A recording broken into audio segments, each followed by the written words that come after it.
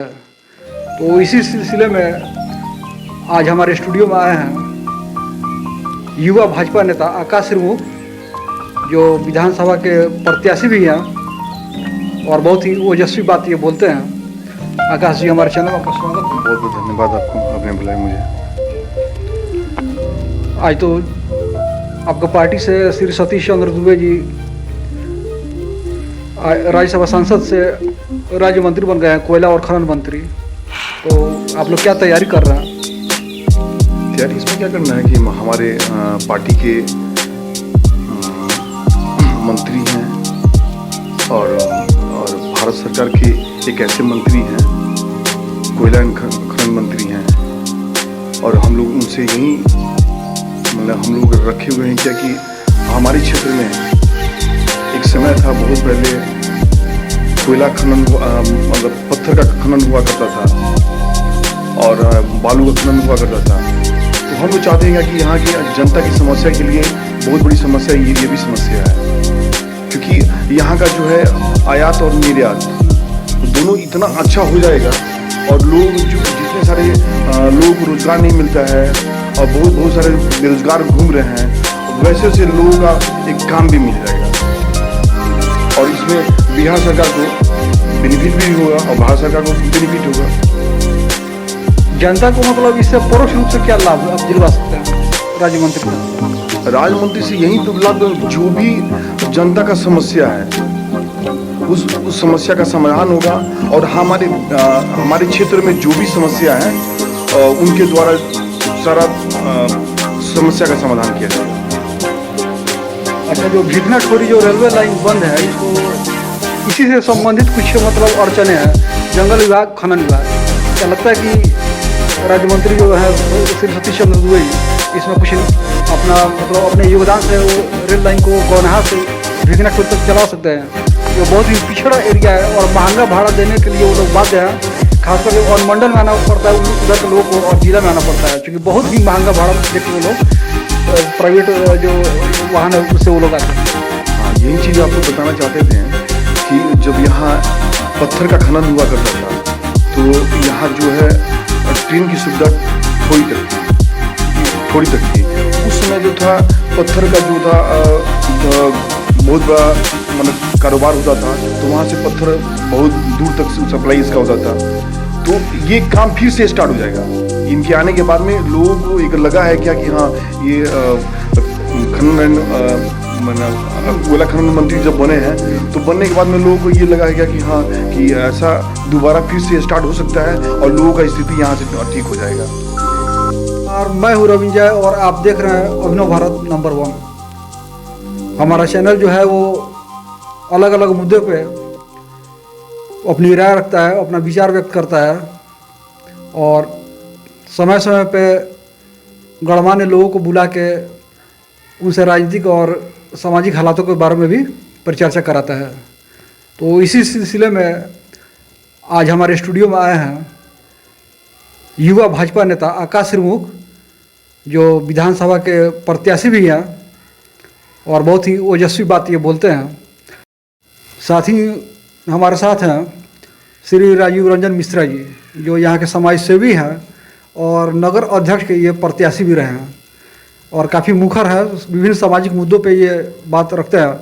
मिश्रा जी, हमारे चैनल में आपका स्वागत है।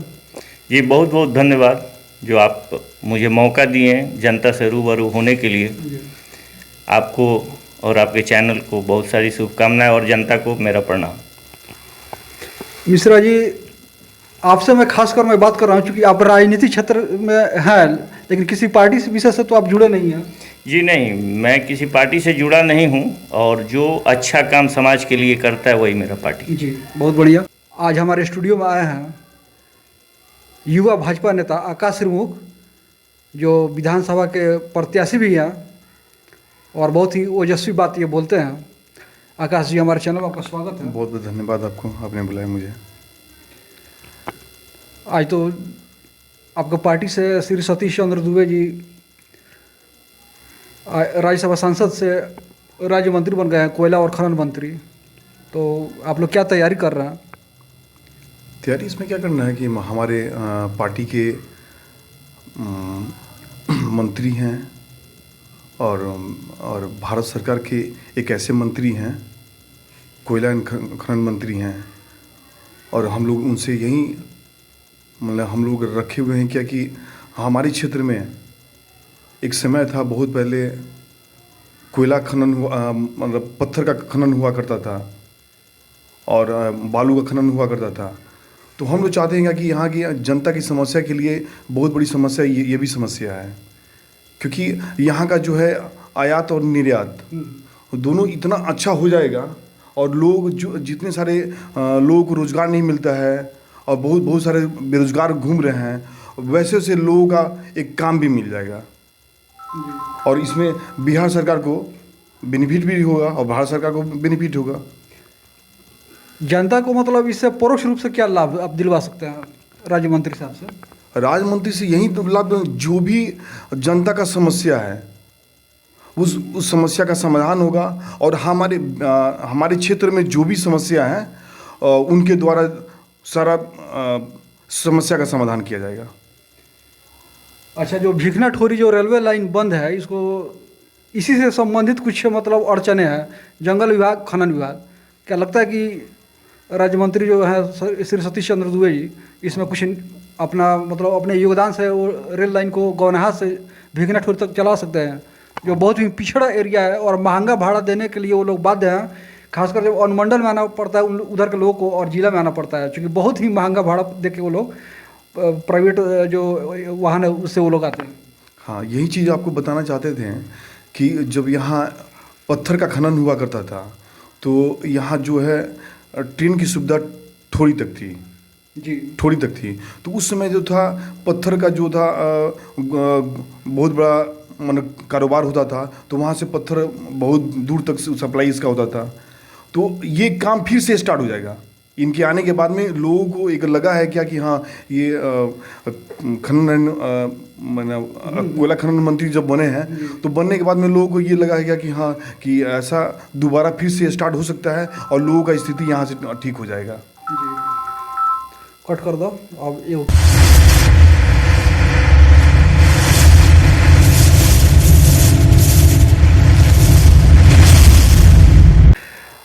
आए दिन बिहार में मैं देख रहा हूँ कि कई सारे पुल टूट गए 2-3 हफ्ता के अंदर। 4-5 पुल मतलब समाचार पत्रों से मुझे पता चला है कि 4-5 पुल जो निर्माणाधीन थे वो टूट गए, उद्घाटन से एन वक्त पहले भी। अब बताइए कि अंग्रेजी शासन के बने हुए पुल जो 100 साल तक 120 साल तक ऐसा मतलब रेशियो से मैं एक बता रहा हूँ कि वो पुल और भवन जो है वो अभी यथावत है, लेकिन आज़ाद भारत में इतने सारे फंडिंग हो रहे हैं, इतने सारी गवर्नमेंट बजट दे रही है, उसके बावजूद भी इंफ्रास्ट्रक्चर क्यों बिहार में मतलब रसातल पर जा रहा है? इसमें मेन कारण कार्यपालक अभियंता दोषी है, चूँकि निर्माण कार्य की गुणवत्ता की जांच उन्हीं के जिम्मे है। तो सबसे पहले तो कार्यपालक अभियंता को अगर निरस्त किया जाता है तो मुझे है कि भविष्य में ऐसी गलती नहीं होगी। बहुत बढ़िया। एक कठोर कदम लेने के बाद हर कोई सजग हो जाएगा। तो इसमें आप राज्य सरकार को दोषी नहीं देते हैं? सरकार दोषी है, लेकिन अगर सरकार एक्शन लेती है, उनका सर्विस जाता है, तो नेक्स्ट कोई कार्यपालक अभियंता ऐसा हिम्मत नहीं करेगा कि खराब गुणवत्ता से किसी भी चीज़ का निर्माण कराया जाए। राजीव जी, आप इसी नरकटियागंज के हैं। चलिए, मैं पूरे बिहार प्रदेश की बात मैं छोड़ दे रहा हूँ। आज यहाँ से आप नगर अध्यक्ष चुनाव भी लड़ चुके हैं जी। क्या आप देख रहे हैं कि नल जल पूरे वार्ड में जो शहरी क्षेत्र है पूरे वार्ड में अच्छा से सुचारू ढंग से चल रहा है? बहुत जगह अभी लंबित है। जी, नल जल का पाइप तो बिछा दिया गया है, लेकिन बहुत जगह डैमेज है, गंदा पानी आ रहा है, इसका कोई लेखा जोखा लेने वाला नहीं है, पानी रोड पे आ जा रहा है। तो इसमें जो है कि नल जल योजना के जो अधिकारी हैं उनका ये कर्तव्य बनता है कि उसको क्रियान्वयन करें, और यहाँ के जो भी जनप्रतिनिधि हैं उनसे मैं हाथ जोड़ के विनती करूँगा कि जनता आपको इसीलिए चुनती है कि आप जनता का सुख दुख और समस्या का समाधान करें। आकाश जी, आपने राजीव जी का बात अभी सुना, आप कितना सहमत है क्योंकि आप एक विधानसभा के प्रत्याशी हो और वो भी भाजपा से। देखिए, इसके बारे में मैं आपको बता देना चाहता जिम्मेदारी तो है ही। हूँ। ये हमारी पार्टी की सरकार जो है राज्य सरकार में भी है और मतलब केंद्र में भी है। तो हम आपको ये हमारे मोदी जी हैं जो देश के प्रधानमंत्री हैं, उनका ड्रीम है नल जल योजना, और हमारे बिहार सरकार का भी एक ड्रीम है नल जल योजना। इतना अच्छा पहलू है, इस पे अगर सब कोई एक साथ मिल के काम करे तो कहीं कोई इसमें दिक्कत नहीं है। हाँ, जितने सारे इसमें जो गलत काम कर रहे हैं उनके ऊपर कानूनी एक्शन होना चाहिए, बिल्कुल होना चाहिए, क्योंकि पानी का दुरुपयोग नहीं होना चाहिए। क्योंकि हमने भी देखा है कि यहाँ पे क्षेत्र में नल जल की कितनी बड़ी समस्या है। बहुत सारा जगह है क्या कि वहाँ पे नल नहीं है, पाइप टूटा हुआ है। तो इसमें जो हमारे जनप्रतिनिधि वो भी ध्यान दें और वो सारे लोग काम करें। जल की समस्या है, लेकिन एक सच्चाई और भी है कि जल की एक बहुत बड़ी समस्या है जो अभी जो बारिश शुरू हुई है इसी से जनित ये समस्या शुरू हुई है। मैं देख रहा हूँ कि विभिन्न वार्डों में, आप ही के शहर में, आपके ही विधानसभा में मैं देख रहा हूँ, जैसे ही बरसात शुरू हुई है 2 दिन से घुटने तक पानी लगा हुआ है वार्ड नंबर 3, 7, 2 में। और बताइए कि इंफ्रास्ट्रक्चर कैसा है यहाँ पर। आप लोग बात कर रहे हैं कि मतलब मैं पूरे बिहार प्रदेश का आप लोग बात कर रहे हैं, लेकिन आप ही लोग के विधानसभा में मैं देख रहा हूँ, और वो भी शहरी क्षेत्र में जिसका इतना भारी भरकम राशि बजट आ रहा है, और अभी थोड़ी सी हल्की सी बरसात में घुटने घुटने तक पानी, आप देखिए सोशल मीडिया पर पूरा फोटो फैल रहा है। क्या नहीं लगता है कि आप लोगों में भी कुछ खामियां हैं? बिल्कुल, क्यों नहीं। आपको मैं बता दूं, स्पेशली मैं अपनी बात बता रहा हूं। हम लोग भारतीय जनता पार्टी से हैं जी। कि 2 से 43 को सीट है। 2 से 43 सीट में हमारा विधानसभा जो है विधानसभा 03 है, ठीक है ना। तो हम चाहेंगे क्या कि अगर हम लोग आते हैं इस क्षेत्र में, अगर समाज में हम लोग अच्छा काम कर रहे हैं तो हम लोग का भी दायित्व बनता है कि आने वाले कल में इस विधानसभा के लिए विशेष विधान परिषद का हम लोग दर्जा हम लोग मांगे। क्योंकि यहाँ जो है आज़ादी के बाद जितना काम होना चाहिए उतना काम हुआ नहीं। तो वो तो ठीक है, लेकिन मान लीजिए कि आपका यहाँ पर लगातार भाजपा का शासन चल रहा है, यहाँ विधानसभा और जो नगर के जो प्रशासन, नगर के जो अध्यक्ष जो हैं अभी, तो ये सब कोई तो भाजपा से ही जुड़ा हुआ है। तो क्या इंफ्रास्ट्रक्चर का शुरुआत आप लोग यहाँ से नहीं कर सकते हैं अभी से कि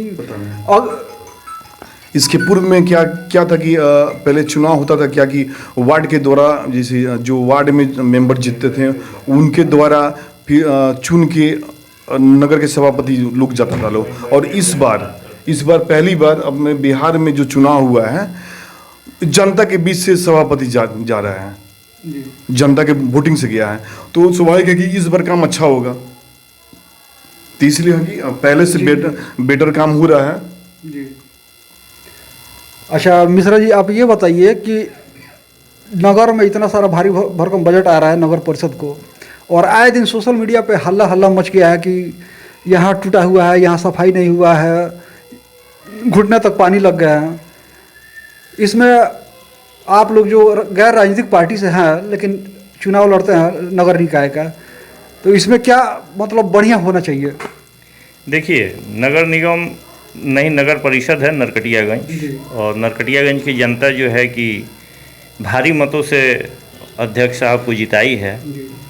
तो उनका ये दायित्व बनता है कि उन पर अगर किसी ने भरोसा किया है, जनता ने उनको अवसर दिया है, भरोसा किया है, तो उनको भी जनता के प्रति अपना कर्तव्य निभाना चाहिए।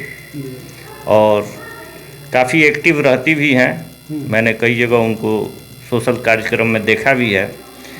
लेकिन कुछ जगह जो है कि खामियां रह गई है, तो उनसे आपके चैनल के माध्यम से मैं कहना चाहूँगा कि जो भी सिटी मैनेजर सर हैं, चाहे जो भी जिम्मेदार व्यक्ति है, उनसे कहकर जो क्षेत्र अभी ग्रसित है, पानी ग्रसित है, नाली ग्रसित है, जिस भी समस्या से ग्रसित है, कृपया वहाँ उनका विजिट करा करके और उस समस्या का जल्द से जल्द निराकरण कराएं। यही मेरा मांग है यहाँ के अध्यक्ष साहिबा से।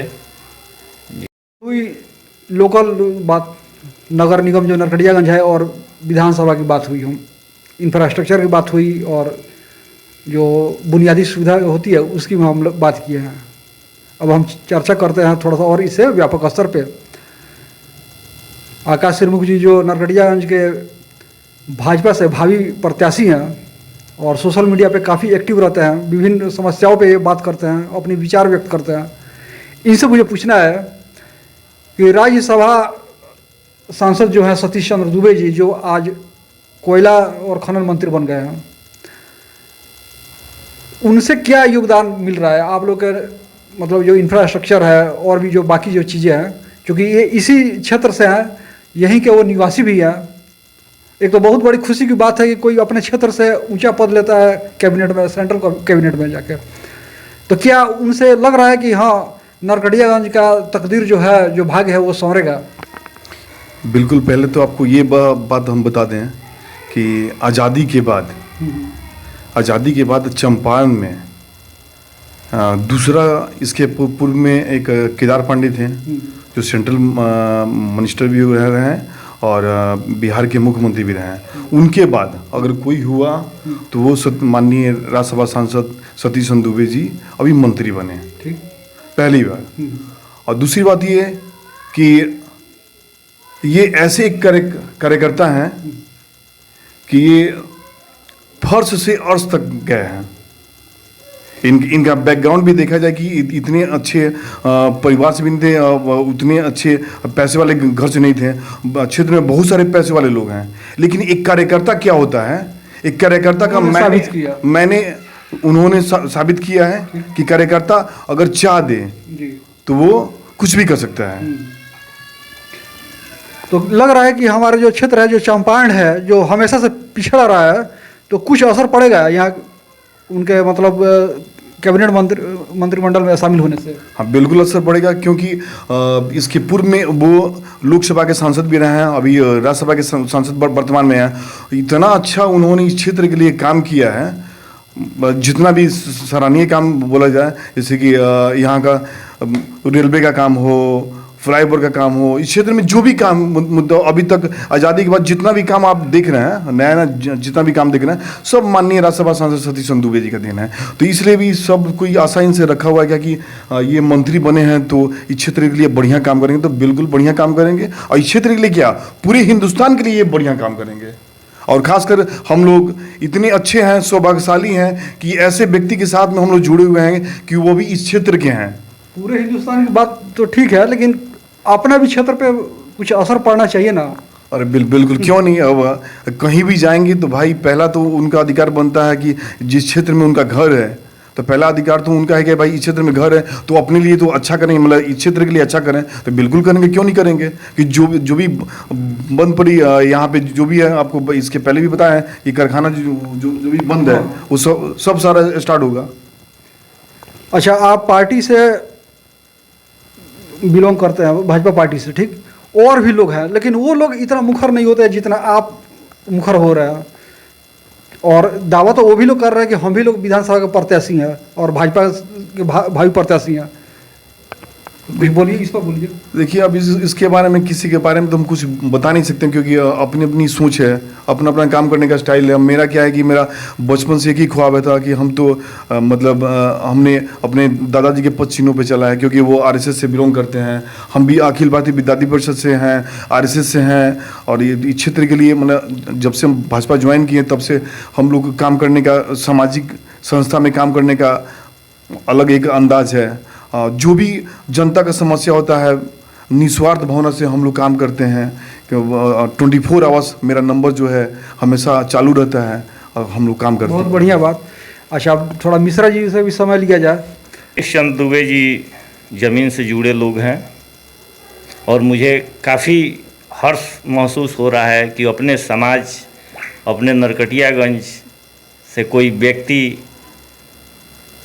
मंत्रिमंडल में पहुंचा है। और मुझे ही नहीं, नरकटियागंज की सारी जनता को ये आशा है कि सतीश चंद्र दुबे जी ज़रूर कुछ न कुछ नया करेंगे, कुछ ऐसा करेंगे जो इतिहास बन जाएगा इस नरकटियागंज के लिए। ऐसा हर लोगों के जुबान पे है। सतीश चंद्र दुबे जी वाकई बहुत संघर्षशील व्यक्ति हैं। उनका और नेताओं से उनका छवि बहुत अलग है।